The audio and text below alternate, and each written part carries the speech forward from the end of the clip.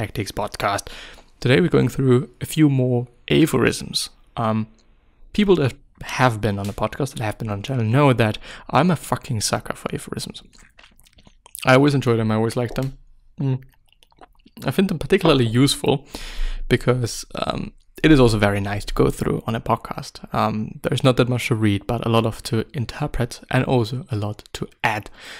But on the other hand, it is also very, very useful to get quite good information and quite good thoughts, actually sometimes amazing thoughts by amazing people in a very short amount of time without having to read a full book, for example. But still, it is still something different than quotes, by the way. Anyway, I'll show you the ones for today, which are by Napoleon. From the netaliason.com site. If you want to check them out, please check them out. And we're going to go ahead with them. Aphorisms and thoughts by Napoleon, rated 7 out of 10. He says here in this little text that it is quite good. There are a lot of quotes, not necessarily aphorisms. And period. And it's a bit short. It is rare that a great assembly is reasonable. It is too readily passionate. Every hour of time wasted during youth creates a chance for future misfortune. I mean, this might speak to some people, and I am definitely not one of those. Back in the days, maybe I think 2-3 years ago, I have been all about maximizing. I think maximizing basically what I've been doing for the podcast, trying to push out as much as I could and kind of only focusing on that. This is basically what I'm seeing right here. Every hour of time wasted during your youth creates a chance for future misfortune. Well, of course, I think we can build very great character for ourselves and also to all the parents for their children. But still, what is... Well, it really depends on what you define as time wasted or wasted time. Is it time spent with friends, which I definitely would not say? Is it something else? I believe that it really depends on how you think about it, of course. One could say all the time that you've been spent or that you've been spending drinking or doing some other dumb shit, taking drugs, of course. This might not be the best time spent, but still, I think there needs to be balance, there needs to be relaxed time, there needs to be chill time, there needs to be balance, period. Going full every single second of your life is not gonna work out great in any field of life. I have felt that, I have seen that, and I am also actually quite often trying to go against that because it is definitely not making life better by any means. A great reputation is a great noise. The more you make, the more it spreads. Laws, nations, monuments, everything crumbles, but the noise remains. A great reputation is a great noise. The thing that I do not like about reputations is the thought of always having to live up to it. That you're always trying to, be this guy that maybe you once were even, but you have been trying to be, and so on and so forth, which, I mean, can be great and can also be useful having a good reputation. I also think that it is good to have a good reputation in regarding your view. The problem is with reputation that it is something outside. You cannot really do anything about it. You can't do... you can't change your reputation that easily, I would think, because when a lot of people think you're a douchebag just doing one or two good things, I don't necessarily think that this is going to do the trick. But my point is, try not to live up to reputation that anybody else but you yourself set out. Or thought about, whatever, you know what I mean. Man only succeed in life by governing their character or by forging one. governing his character, by the way, or forging one.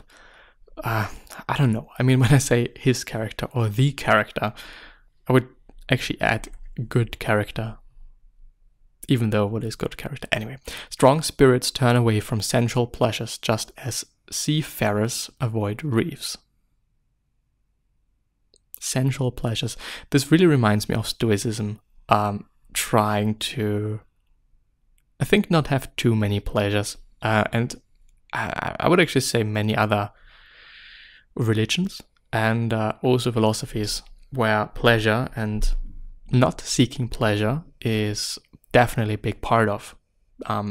If it makes sense or if it doesn't, I think it's up to you. I believe that having too much pleasure or only going for pleasure might not be the right way to go, or might not be the right way to live life and to go about things, I guess. There are other things than pleasure in life. There is other things to do than just only seeking pleasure. But I would still say that pleasure is a big part of life and also should be a part. Not a big part, but a part. The superior man is impassive. Praise him or condemn him, he always carries. Doing whatever you want to do, no matter what anybody says, no matter what anybody might think about you, no matter what what people are saying, just I think, and it just really makes sense since we are a group animal or a social animal and whatever. It just makes sense that we give a shit about what people think about us, even though, even if it might be somebody we don't even know quite. But I think it is a superpower to be able to really give a shit about all these thoughts, all about, you know, all these people, all of these voices. I think it is a real superpower and definitely something to think about, definitely something, maybe a skill to train, making sure that nobody can fuck with you. It is just you in your head, and indeed also some people that you really care about.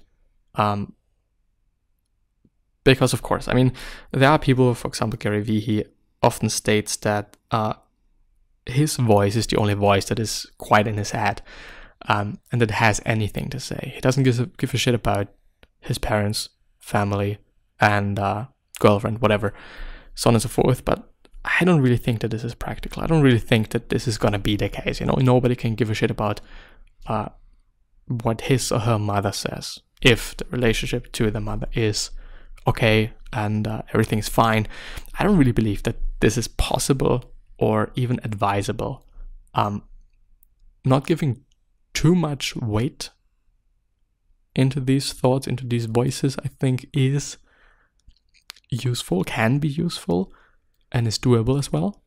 But kind of just completely neglecting it, I don't think that this makes sense, you know, because of course I just have certain things that I don't see. We all have blind spots. We all have things that we are not aware of. And by governing people around us that see those things and are able to communicate in a very great way, very useful way, what is this word? So they can actually use this advice, I think is great to maximize your potential and to maximize whatever you're trying to do and basically maximize your being, I think. You only believe that which it pleases you to believe. Yeah, this is definitely something to avoid, something, at least trying to avoid that. As I've been doing research for my computer and whatnot, I've always been thinking about this. Okay, do I really want this to be good? Am I searching for like the negative parts of this product? Am I searching for what this product is not good at? Have I already done my decision? Have I already basically actually made my decision, not done my decision, made my decision? Or am I just searching for the positives about that? It's very difficult, I think, to make sure that one is not doing that. Of course, you could say, okay, you're just searching for like everything that you can see, but I believe at some point, especially when you've been working on something for quite a period of time and you've put a lot of effort into it, I would say that there is a decision, or there is one side of the spectrum that you're leaning towards a bit more and you're trying to see more facts for, might be one of those things to especially avoid in studies. And when you're reading a study, to look for, is this really everything they could have done? Is this really everything they have done? Is there some data they are neglecting to show, and so on and so forth? I guess it's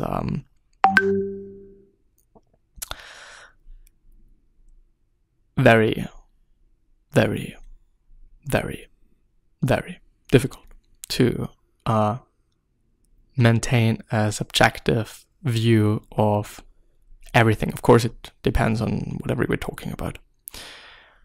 The majority of those who do not want to be oppressed want to be oppressed themselves. The majority of those who do not want to be oppressed want to be oppressed themselves. Maybe it might be like the majority of those who do not want to oppress, maybe, want to be oppressed. I don't know, I'm just leaving it like it is. But by stirring the masses, the former method is just intrigue and only generates secondary results. The latter method is the way of genius and changes the face of the world. There are only two levers to stir man: fear or self-interest. Every great revolution must act on fear. When the interests are at stake, great results do not follow.